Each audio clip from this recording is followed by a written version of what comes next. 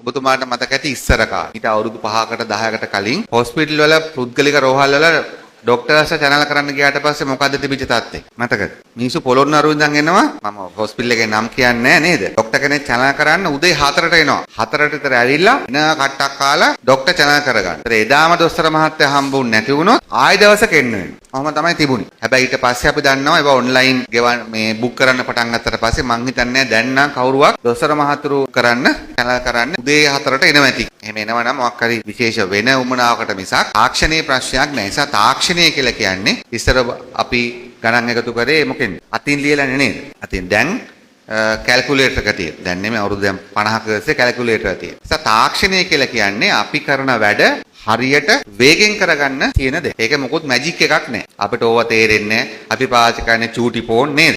ඒ වගේ තැන් වලට යන්න එපා අපරාධේ. පරදිනවා. මේ ගේම ගහන්න නම් තාක්ෂණයක හරි මම නම් කියන්නේ ඔබතුමාලා මේකත් එක දැන් පටන් ගන්න මේ ඔබතුමාලා දැනුත් කරන අය ඇති. දැන් ගොඩාක් රටේ වැඩ කරන මිනිස්සුන්ට මැනි මාකට් එකට වෙලාවකුත් නෑ.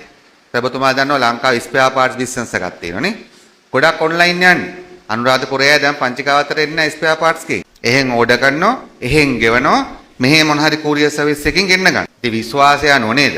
ටේල් ලයිට් එකක් ඉල්ලුවාම හෙඩ් ලයිට් එකක් යවන්න නැතුව නේද? ටේල් ලයිට් එකක්ම යවුවොත් බිස්නස් එක ගොඩ යනවා. ඒකේ මම නම් කියන්නේ මැනි මාකට් එකේ ඔබතුමාලා තොග වෙලඳාම සිල්ලර දෙකම කරනවා. එහෙම පටන් ගන්න. පොඩි කඩේකුයි ලොකු බිස්නස් එකක කරන්න පුළුවන් මේ වැඩේ.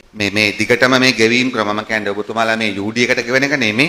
ඔබතුමාලට ගෙවෙන එකත් එහෙම හදා ගන්න ඕන. ඔබතුමාට කස්ටමර්ස්ලා ගෙවෙන එකත් මේ විදිහට හදා ගන්න. ඒතර සල්ලි ඒ වෙලෙම ක්‍රෙඩිට් වෙනවා නේද? නැත්තම් හවසරනේ ඔක බෑන්ක් කරන්නේ. අපි ඒ නිසා තමයි ඔය දැන් බස් වලට පවා බැංකු වලින් ගෙවන්න බැංකු කාඩ් වලින් ගෙවන්න කියලා කියන්නේ. ඒතර බස් එකේ මුදලාලි මහත්තයාට හවසට කොන්දොස්තර මේ එනකම් බලන් ඉන්න ඕනේ නැහැ.